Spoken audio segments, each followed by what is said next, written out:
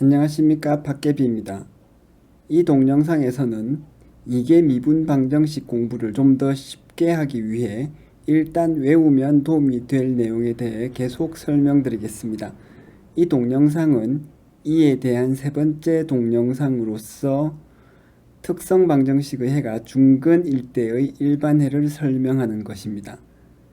혹시 처음 보시는 분들을 위해 말하자면 이 동영상은 기본적으로 쉽게 공부하는 방법을 설명드리는 것일 뿐 교과서나 다른 채널에 있는 풀이법과 수학적으로 다른 내용은 없습니다.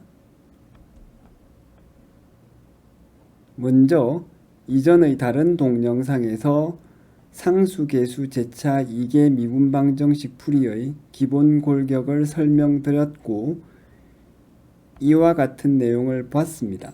그리고 특성 방정식의 근이 두 실수인 경우에 이어 허수 혹은 복소수 근인 경우를 살펴봤죠.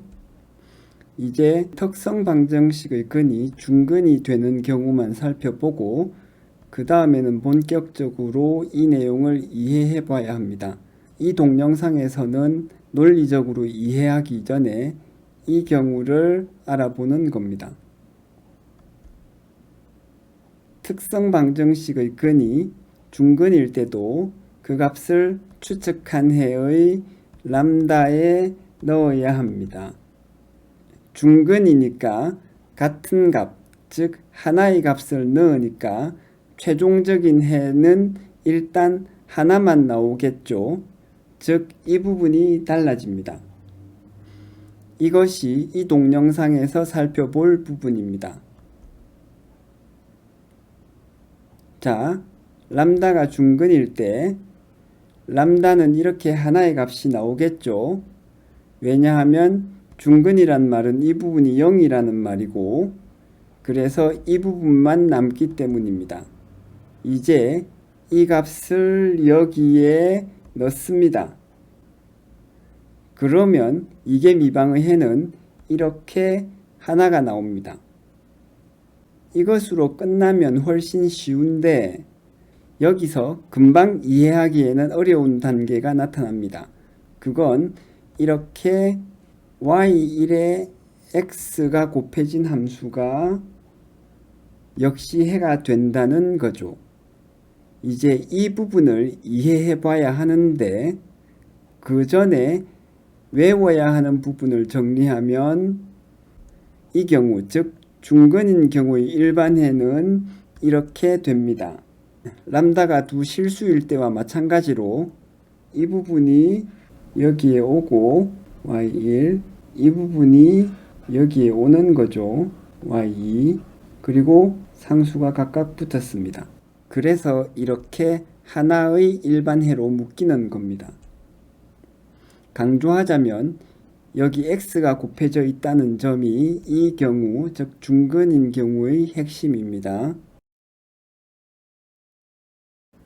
일단 이계 미분방정식 풀이를 공부할 때 외워야 하는 부분은 여기까지인데 좀 이해를 해야 하는 부분이 있습니다.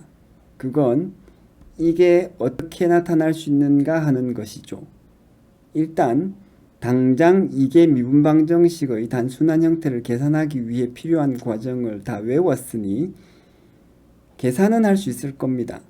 즉 급한 불은 껐어요. 하지만 이런 부분을 생각하지 않고 넘어가면 계산은 할 수 있지만 아무것도 모르고 계산하는 느낌이 들 겁니다. 불안하죠? 이제 그걸 설명할 텐데 여기서부터 점점 어려운 내용이 좀 나옵니다. 어떻게 이 부분이 나타나는 것일까요? 일단 해결의 출발점은 이렇습니다. 즉 이계 미분방정식의 일반해는 두 해, 즉 함수의 결합, 즉 덧셈으로 구성된다는 것입니다. 항상 그렇다는 말이죠. 그러니까 중근의 경우와 같이 해의 요소 함수가 하나만 나오면 반드시 다른 하나를 더 찾아야 한다는 것. 그리고 그런 함수가 더 있다는 거죠.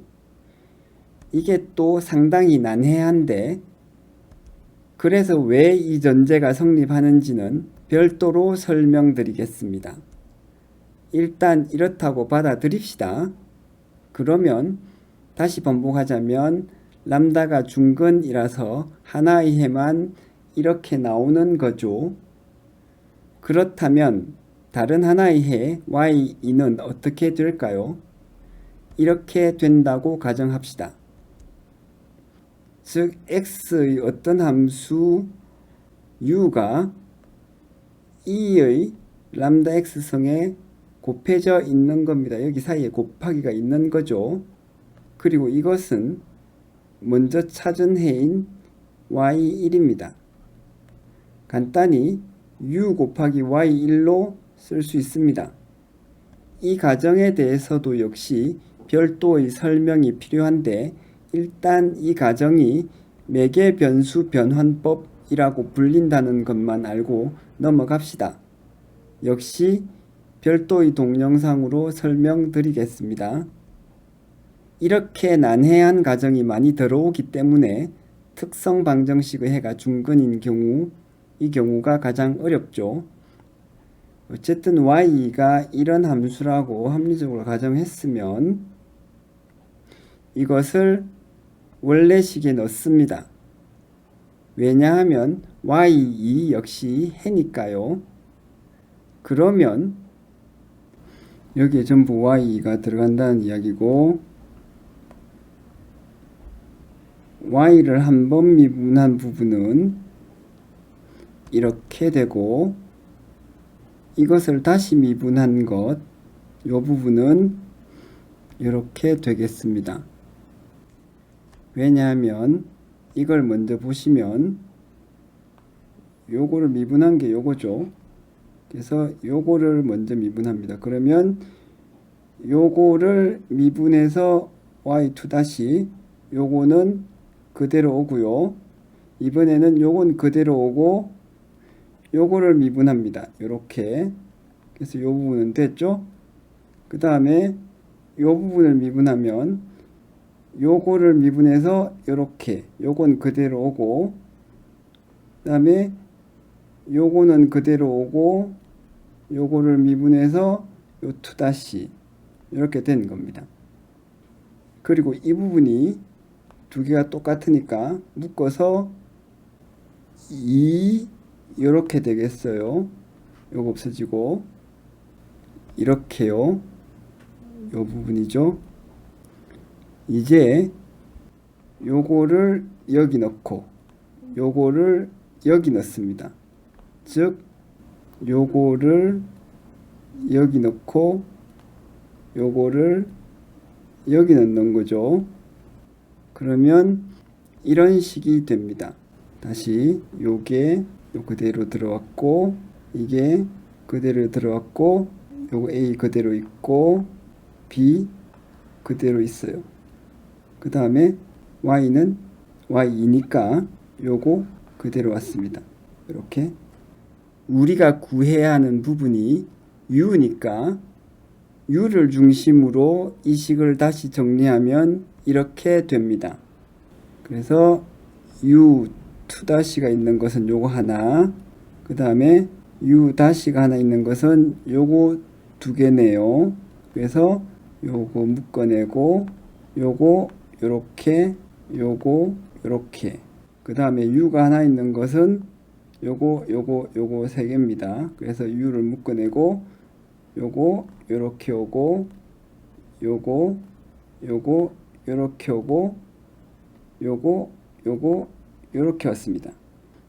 이제 여기서 이 부분은 0이 됩니다. 왜냐하면 이 식의 y 자리에 이 식의 해인 y1을 넣은 거죠. 이렇게. 그러면 어떻게 된다? 0이 된다라고 여기 써여 있습니다. 그러면 이제 이 부분만 남습니다. 이 부분을 어떻게 해결하느냐? 요 식을 그대로 가져왔죠. 수학의 모든 부분에서 되게 그렇지만 여기서도 여러 방법이 있는데 제가 책에서 본 방법들 중에 비교적 쉬운 방법은 이렇습니다. 출발점이 이 부분이었으니까 이 부분을 활용 대입하는 겁니다. 그래서 y1의 값이 이렇게 된다는 것을 가져옵니다. 그리고 이것을 u 외의 모든 자리 여기에 이걸 다 집어넣는 거죠. 그럼 나머지는 2와 a 같은 상수니까 u 값을 구해낼 수 있겠습니다. 일단 이 값을 여기 두 군데 곧바로 집어넣을 수 있겠군요. 그런데 여기 넣기 위해서는 y를 미분해야 합니다. 그래서 미분해보면 이렇게 됩니다. 여기 2가 곱해져 있으니까 이것을 반영하면 이렇게 되죠. 그리고 약분하면 이렇게 됩니다. 그럼 이것을 먼저 여기 집어넣으면 이 값은 0이 됩니다. 그렇겠죠? 그러면 결국 이것만 남습니다. 즉 이렇게 되는 거죠. 그런데 y1은 0이 아니니까 요거 그 지수함수라서 0이 될 수 없겠습니다. 이 값이 0이 될 수 없겠어요. 그래서 y2-가 0이 되어야 합니다. 그럼 0을 두 번 적분하면 u가 구해지겠죠. 먼저 이것을 적분하면 한 번 적분하면 이게 어떻게 되냐면 상수 c가 나올 테고 또다시 적분하면 cx 더하기 c2라고 상수가 하나 더 붙어서 나오겠습니다. 이렇게요. 결국 핵심은 이렇게 됩니다. 그래서 결국 찾아야 하는 y는 u를 여기에 넣어서 이렇게 되는 거죠. 그런데 결론부터 말하자면 u에 붙은 이런 모든 상수들은 고려할 필요가 없습니다. 전부 떼고 u는 그냥 x라고 생각하면 된다는 겁니다. 왜냐? 여기서 일반해가 이렇게 된다는 것을 고려하면 이 식은 이렇게 사용될 겁니다. 즉 y1에다가 상수 하나 붙이고 또 y2에다가 y2에다가 상수 하나 붙이는 거죠. 그러면 다시 이제 요걸 풀어 봅시다.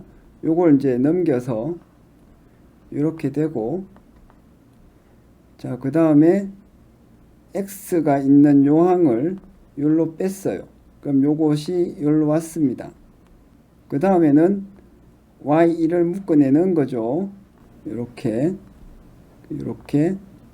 그 다음에 요것도 요거 그대로 놔두고 이렇게 결국 요거하고 요거 빼고 요거와 요거는 결국엔 어떤 상수거든요. 요거 빼고 처음부터 생각을 해서 여기에 어떤 상수를 붙여주면 뭐 A 여기는 CB 해서 어떤 상수를 붙여주면 그거나 같아지는 겁니다. 이 부분은 결국 미분방정식의 풀이를 해서 해를 얻은 다음에 초기 값을 입력을 해서 해가 되는 함수를 구체화하는 과정에서 상수가 다 결정된다는 점을 이해하시면 좋은데 이거는 여러분들이 강의에서는 배우실 겁니다. 이 채널에서는 별도의 동영상에서 설명을 들으실 거고요. 넘어가겠습니다. 이 부분은 요는 C와 C2와 같은 이런 상수들을 고려할 필요가 없다는 것. 그래서 결국 핵심은 이렇게 된다는 것입니다. 그럼 이제 이 부분이 이해가 될 겁니다. 그래서 이제 다시 정리해 보면 특성 방정식의 해가 중근일 때 먼저 하나의 기저해가 이렇게 나오고 그 다음에 자동적으로 이렇게 두 번째 해, 즉 기저해가 나와서 최종적으로는 일반해가 이렇게 나오는 것입니다. 전체 흐름은 실수 때나 복소수일 때나 중근일 때나 다 같죠. 지금까지 상수계수 제차 2개 미분방정식 공부 요령으로서 어려운 풀이 방법을 쉽게 공부하기 위해 일단 외우면 도움이 되는 내용을 설명드렸습니다.